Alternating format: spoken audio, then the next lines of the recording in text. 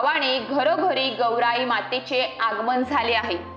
काही ठिकाणी काल तर काही ठिकाणी आज गौराई मातेचे आगमन झाले।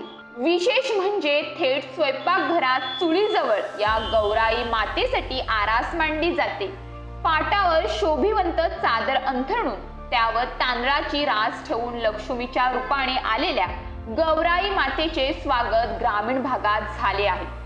काही ठिकाणी माती प्लास्टर ऑफ पॅरिसच्या गौरी माता बसवण्यात आल्या, तर काही ठिकाणी मुखवटे तयार करून त्यांचे पूजन करण्यात आले। शेतकऱ्यांनी मात्र पारंपरिक पद्धतीने उत्सव साजरा करण्याला पसंती दिली। गौराई म्हणजे माहेरी आलेली माहेरवाशीन अशी श्रद्धा ग्रामीण भागात आहे। जंगलातील विविध वेली, गौराईच्या नावाने असणारे इंदूचे, सिडीचे फूल, गाय गवारीची वेल, दिंडीच्या पानात हिरवी गौराई तयार केली जाते। या हिरव्या गौराईला मंगळसूत्र, बांगड्या, नथ आदी आभूषणे घातली जातात।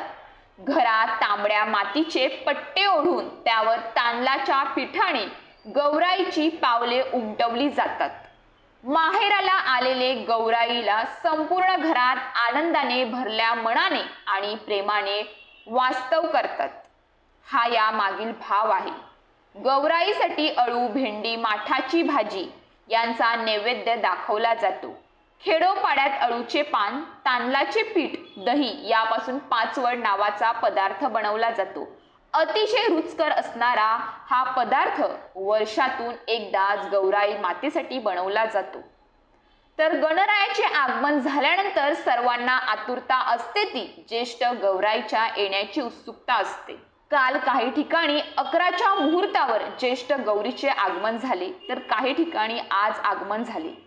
अनेकांच्या घरी पिढ्यानपिढ्या गणपती गौरी बसवण्यात येतात। पिढ्यानपिढ्या चालत आलेल्या प्रथेप्रमाणे लक्ष्मीच्या रूपात येणाऱ्या गौराईची स्थापना करण्यात आली आहे।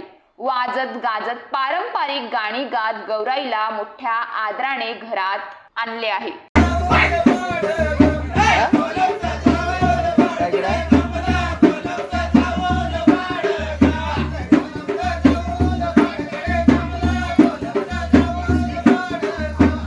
गौराईला सुहासिनीप्रमाणे सजवण्यात येते। सुंदर वस्त्रे, दागिने, अलंकार घालण्यात आले आहेत। महिला सुंदर वस्त्रे घालून गौराई पुढे फुगडी किंवा इतर काही खेळ खेळत मनोरंजन करतात।